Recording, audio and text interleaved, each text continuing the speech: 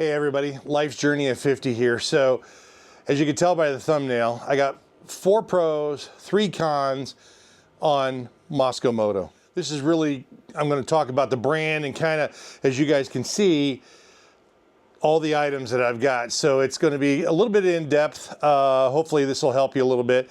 Part of it is Mosko is just a partner. So all this stuff that you see, I've spent my money on. So I've got a couple of discounts on a few items in this arena, but for the most part, and I mean discounts of not like let's discount small discounts. So, but I did get a discount on a couple of items, but most of it I've all paid full freight on it. So just a disclaimer there for you guys. So I want to let's get into the pros of Mosko. So I think the #1 pro is the brand strength and the longevity of the brand. Now, it's been around a heck of a lot longer than I've been riding, which has been 4 years, right?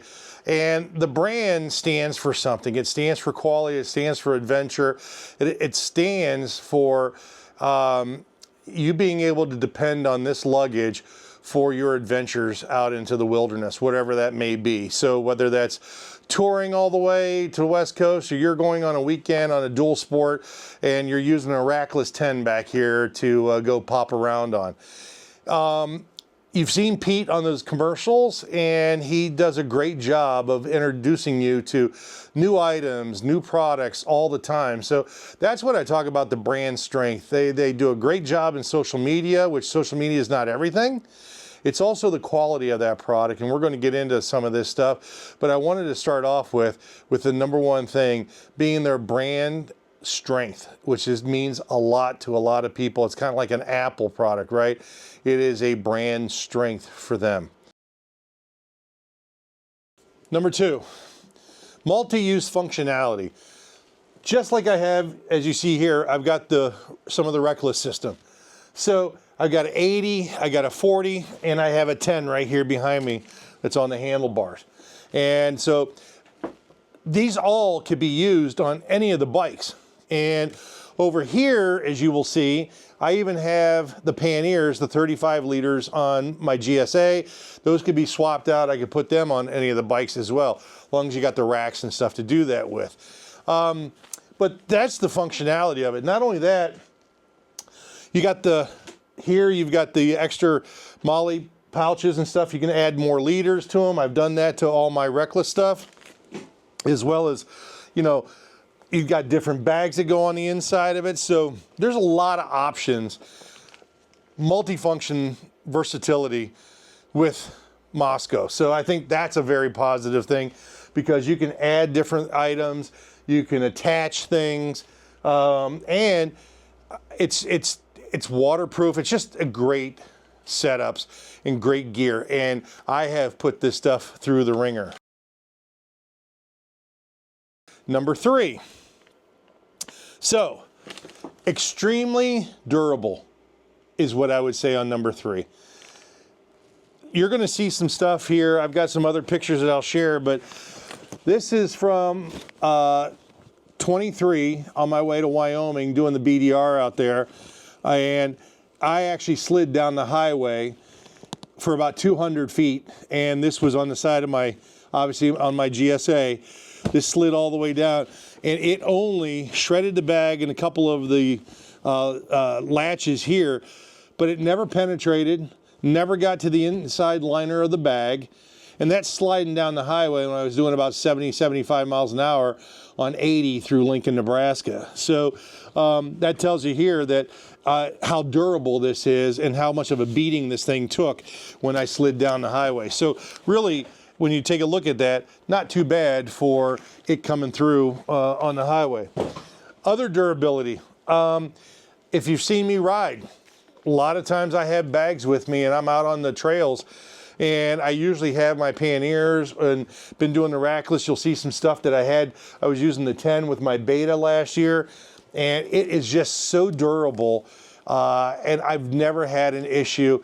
Again, the old proverbial knock on wood, but I have to stand by how durable these products are from Mosko. So That's to me is number 3 on the list. Number 4 is replacement parts and service. So I would tell you that when I had that incident and when I went, was riding through Nebraska and I went down, I got back, I had a police report and everything like that. Now, Mosko charged me half the cost to replace that one pannier. So, I don't know, maybe 300 bucks or whatever to replace the pannier with a brand new one. And it was to me within, I think, 2 or 3 days after I had talked to them when I got back from my trip. And now I've heard other stories where some guys had their stuff, you know, had a trailer stolen in Denver, and they got their bags replaced for free. And I've heard some different stories here and there, but at the end of the day, Mosko takes care of you.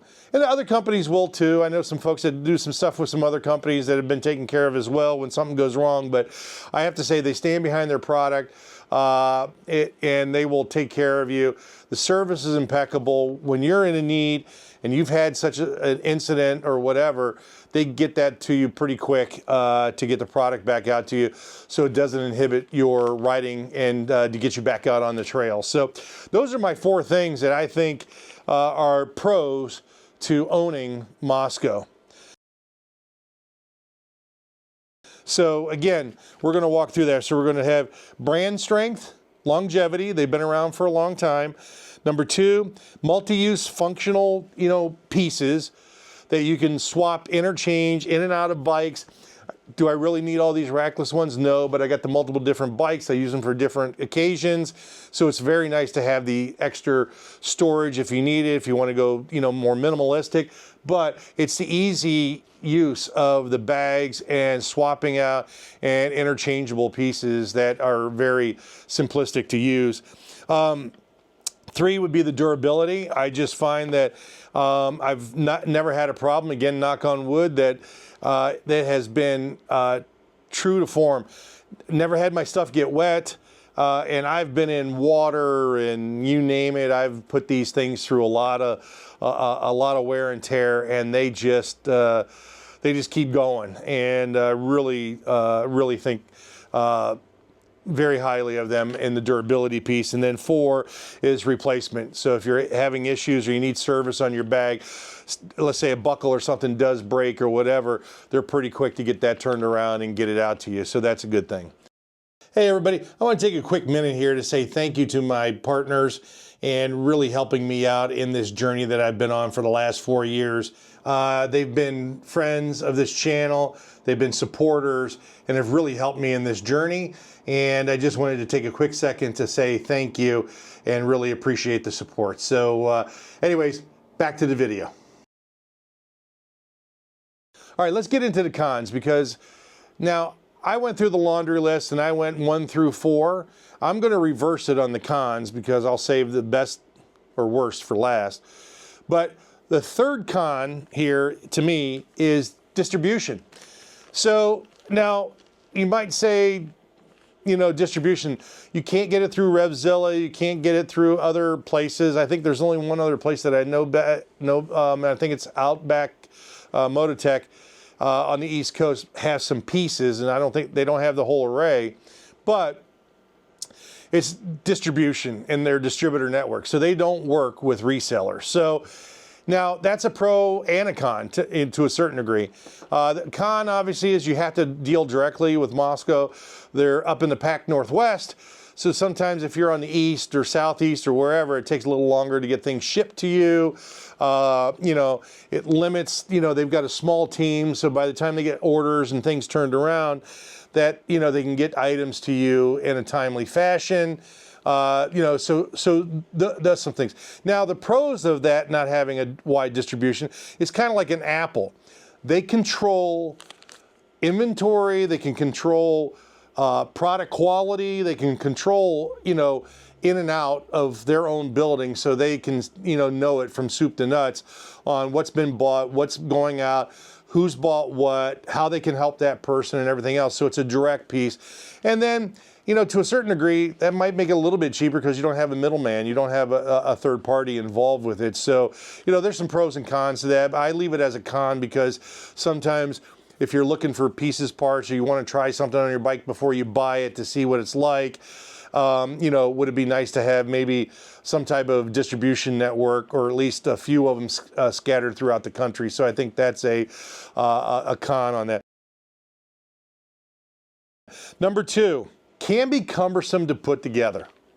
So if you have these, you know, these pieces, you know, attaching these to the actual bags is a little bit cumbersome.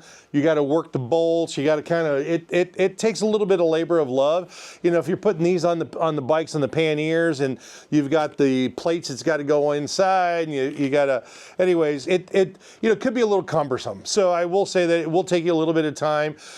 You might have some choice words doing the process of putting it all together, but you know, so that's a little bit of a con. It's just that they're not just plug and play. You've got to kind of construct, you know, especially on the luggage side of it, not so much some of the other things, but on the luggage side of it, you got to put some things together to you know, to facilitate the usage of them. So that would be one.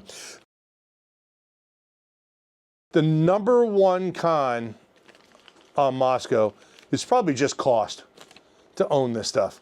It is expensive, folks. I think the 35-liter panniers, a set of them, I believe they're maybe, I'll put a thing in the bottom here, but I think the last I saw them was maybe like $1,400, maybe $1,500 with all the Oxpox and all that stuff that's included. You know, the rackless 80, I think, is $1,000, if not more. You know, and so rackless 40, rackless 10, you know, so it can add up, and it does get into the thousands of dollars to do all that stuff. Even tank bags and you know, other liters and other tank bags and just, you know, duffels and stuff like that. It can get pretty, you know, pretty expensive pretty quick. If you're doing all the Mosko stuff. So I think that's number one con. But again, this is when I say that it's the old buy once, cry once type of thing. I still have my original set. I have a black set of 35 liters that I still have. And I've had them for 3 years now. And like I said, I have gone off of a cliff with them. I have, you know, slid down the highway. Obviously, this is still usable if I wanted to, even though I replaced it. But at the end of the day, you know, they're durable and they last a long time, and they're backed by a great company. So yes, cost is one thing of it, but if you're looking to buy soft luggage, personally, I believe if you want to make the investment, this is the way to go on the Mosko stuff. Now, again, you've got Giant Loop, you got Lone Rider, you've got, oh, there's some SW Motec stuff, you got Wolfman luggage, you know, there's a bunch out there. Then there's even a company now, and I won't mention their name, but they've copied the Mosko look, you know, and I doubt their quality is as good. So, but I would just tell you that is probably something that maybe, you know, to think about. Like, if you're going to do this and you're going to invest, this product takes a beating. It's kind of like that old, I'm old, so I do the old Timex thing. It's like it takes a beating, but it keeps on ticking type of thing. And it really does a fantastic job. Cons are, number one, cost. It is expensive. It's well worth the investment, in my opinion. But again, that's my opinion, but it is going to cost you a pretty penny to get to get the Mosko gear. I mean, just think about it. If you're doing a bags, 35-liter racks for your bike, you're doing a hood tank bag, and you know, some of the other things that may go along with it, like a medical kit. Mosko does make a medical kit, and it's actually pretty good. So, you know, you're going to be probably around $2,000. You know, for gear, and then if you want anything else, it's gonna, you know, again, it's just mixing and matching. But you know, plan on spending anywhere from cheapest is around maybe $1,000, $1,200 for a set to get your bike all set up, to maybe $2,000 or maybe a little bit more depending on what you put on your bike. So that's cost. Two is, again, can be cumbersome to put together. Depends on, again, just what the definition of cumbersome is. It's just going to take you a little bit of time. It's not a plug and play option. You've got to put some pieces together when you get it. But again, it's just sitting down, doing it, turn some music on, and you got that. And then three is just a distribution. Again, what I say is, it's great that they handle it direct, and like I said, it's kind of like Apple, where Apple doesn't have any resellers. You have no resellers, so no middleman to deal with. You're dealing with directly with the company. Downside of that is if you need something and you're in a certain part of the country and they maybe had some outlets for some of this product, you might be able to go there and pick up some pieces, parts, or try it out on your bike to see if you really like it or not, without having to ship it back and forth, that type of thing. So, so that gives you an idea there. You've seen the rackless pieces. It comes with bags, all that other stuff. But let's talk a little bit. You've got a 22-liter. This is what they call a stinger bag, and again, this can be strapped on, attached to any of these rackless systems. Also, if you just have put it on the back of your bike as well. If you have the panniers.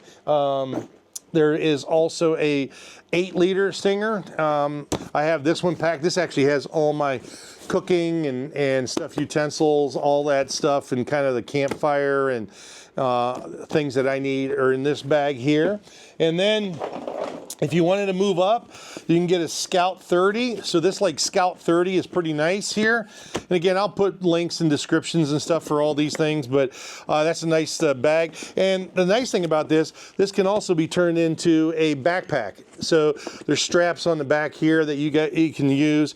It's padded, so if you are backpacking and you get off the bike or something, you want to handle this. But it also has this nice fold over here, so you could put a jacket and stuff. But it's waterproof, you know. You roll this up, and it's a nice 30-liter bag here. And then this is a newer product that they just came out with. This is their Alpine. This is a 50-liter. So again, pretty big bag, right? But again, it's got the attachments and stuff in here to lock this down on the bike as well. But if you want to put tent gear or whatever you want in here, but you got a bigger bag that can be, you know, again, attached to that type of stuff. So those are some different bag sizes, things that come along that if you want to buy extra from Mosko. This is the backcountry basically duffel. This is the 30-liter one. So, you know, I usually put all my sleeping gear in here, my tent, my sleeping bag, all that stuff. And then obviously you've got the fold over here. You can put a bunch of stakes for your tent can go in here. Waterproof area to put maps or whatever you need to put in here to carry. Actually, they make a 40-liter one. I have that one as well. And of course I do. But they have a 40-liter one as well. Again, depending on your pack size and how you want to be minimalistic. First aid kit, fantastic. There's a part there. So now you have handlebar. So you can get a couple of these if you need to. Now on my GS's, it could be done, but I don't put them on my GS's because they don't fit necessarily great on there. But on my Aprilia, they'll fit nice. So you've got handlebar bags here. These are not waterproof. The handlebar bags are not waterproof. Unfortunately, I wish they were. Nomex tank bag. This is their biggest one. I love this one for long hauls when I'm doing BDRs and stuff like that. Because I obviously can get more stuff in here. And then for the longer hauls, when I'm on the road, what's nice is this actually has a water bladder in the back of it with the hose. So while you're riding, you can actually, you know, pop this off here and take a drink while you're riding. And so you can have some water there for those longer hauls. And this one also has straps and stuff. So if you want to make this a little bit of a backpack, you can take this off, put it on your shoulder and walk around with it. But this is a Nomex, really nice. So these are the Gnome. That's the Gnome and the mini Gnome. These are nice. The regular size Gnome also has a water pouch in it, so you can drink and stuff. A little bit smaller in area, which makes it nice, and it goes, you know, horizontal, I guess, yeah, instead of the vertical like the Nomax, so it's not in your way as much. And this has been fine too on some trips as well. You just can't pack as much in it if you wanted a, you know, a bigger tank bag for stuff, but it's nice because it's tiny, it's out of the way, and it still has water available. The little Nomax is great when you're riding off-road. You just need some essentials or just a day trip or whatever, and you don't need any water here when you got water somewhere else. So that's awesome.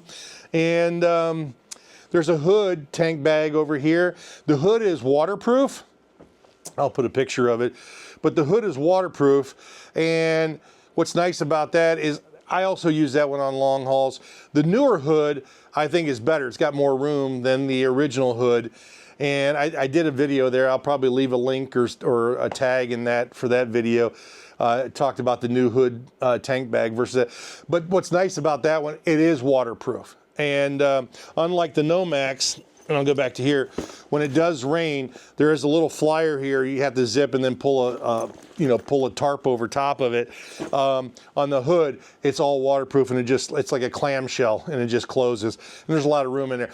Not as like itemized and you know, broken apart like it is in the Nomax, but very, very well done. So, but again, these are all interchangeable, so I can change all the connections. I got Pico tank bags on here. These are waterproof as well. They're nice, small, tiny, and they're great again for day rides, especially when I'm riding off road, especially if you're going to do any mud, water, or anything like that.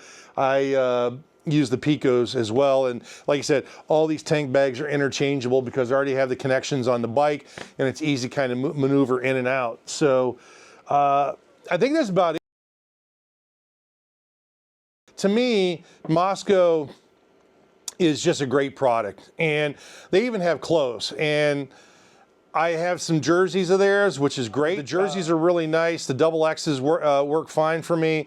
Their base layer is very nice as well. They finally came out with some triple X on their stuff that goes up against climb on their gear.